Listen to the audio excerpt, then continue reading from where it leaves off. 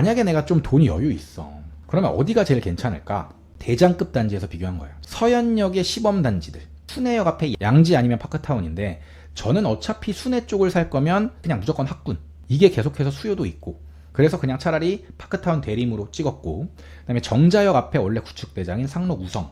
그 중에서 어차피 돈 많으신 분들은 큰 평형에 살고 싶어 하니까 그래서 37, 38, 39평 30평대 후반 정도로 제가 갖고 왔는데 가격대를 봤더니 지금 거래 가능한 가격이 얘가 한 15억 그리고 얘가 17억 얘가 16, 17억이에요. 그러니까 비싸다. 근데 그 중에 제일 비싼 애가 얼마나 고평가되어 있는지 보고 싶었어요. 예, 상록 우성. 자, 여기가 상록마을 바로 정자역 바로 앞에 제일 좋죠.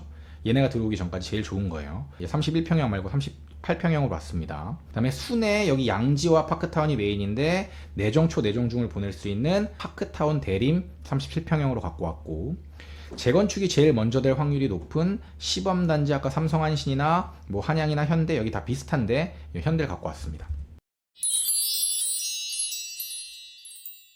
얘 가격 기준으로 지금 비교할 수 있는 단지는 제가 4개를 비교군을 갖고 왔는데 판교의 보뜰 4단지, 레미안슈르 과천, 얘는 송파입니다. 그 다음에 목동 뒷단지에 좀 떨어져 있는 단지긴 하지만 목동이랑 비교가 가능하다고 이렇게 되는 겁니다. 거의 시세가 비슷하게 가고 전세가는 어디가 제일 높아요? 레미안슈르랑 송파가 제일 높죠. 그러니까 전세가로 봤을 땐 얘네 두 개가 비싸야 정상인 겁니다. 투자 가치까지 다 포함되지 않은 그냥 실거주 가치만 봤을 때는 사실은 얘네 두 개가 더 높다라는 거죠. 그런데 실제 지금 결과값이 어떻게 나왔냐? 얘는 지금 17억부터 가능한데 전세가가 8억이에요. 그리고 보뜰 4단지는 지금 15억에 7억 5천. 근데 레미안슈르가 옆에 입주하는 물량들 때문에 많이 못 올랐습니다. 지금 반등폭이 적었어요. 얘가 15억이에요.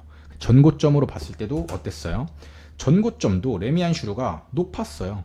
근데 전세가도 원래 높아. 그럼 원래 가치가 제일 높은 건데 실제로 지금 살 수 있는 가격이 제일 낮아요. 전세가가 낮은 건 얘네 물량이 많으니까 과천이. 송파 파인탑도 마찬가지로 얘는 16억 5천이긴 한데 전세가가 워낙 높고 그리고 살 수 있는 가격대가 원래 제일 비쌌잖아요. 원래 가격대가 비쌌어요. 전고점만 많이 못 올라갔었어. 다른 데가 너무 많이 올랐고 나 송파인데 그래도 야 나 서울 송파야. 그런데 지금 가격이 이 정도. 물론 얘네보단 비싸지만. 그리고 목동 신시가지도 14단지도 끝에 있긴 하지만 얘가 16억이고 5억 9천. 얘는 너무 오래됐으니까 87년식이니까 전세가는 낮죠.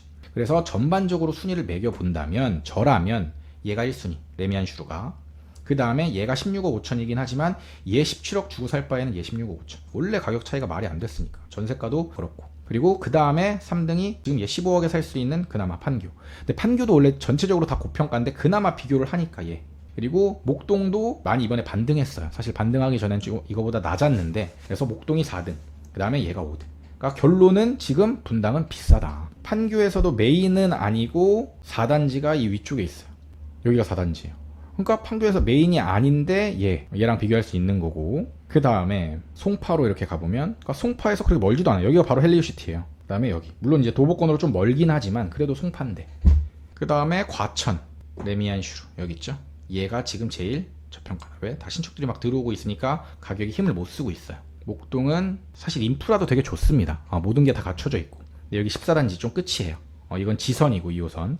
실질적으로 봤을 때는 순위는 이렇게 매겨진다. 물론 여기서 이제 조정이 가능할 겁니다. 17억에서.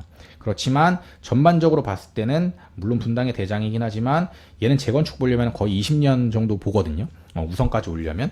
그러니까 15년, 20년을 보는데 재건축을 기대하기에는 너무 과반영돼 있다라고 개인적으로는 판단하고 있습니다. 물론 분당이 좋은 거는 맞죠. 근데 17억 주고 분당을 살 거냐예요. 사실 원래 비교군으로 아까 일원동 이쪽이랑도 비교가 가능해요. 일원동. 그럼 차라리 이 가격이면 일원동 가지 않으시겠어요? 저라면 일원동을 갈 것 같아요. 일원동 학군 안 좋나요?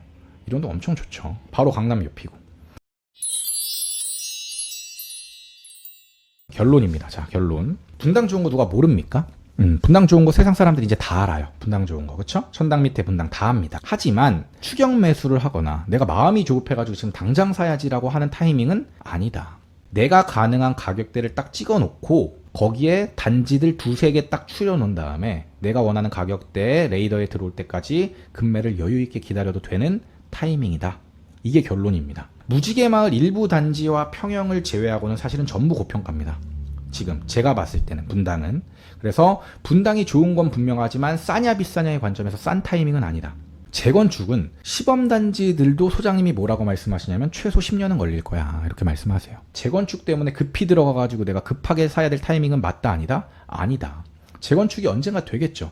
근데 내가 급히 재건축 되면 빨리 오르니까 사람들 오기 전에 미리 들어가서 사야지라고 할 정도로 가격이 싸지 않다. 사람들은 바보가 아니기 때문에 비싼 가격에 막 올려서 사면 언젠가 그 거품 꺼집니다.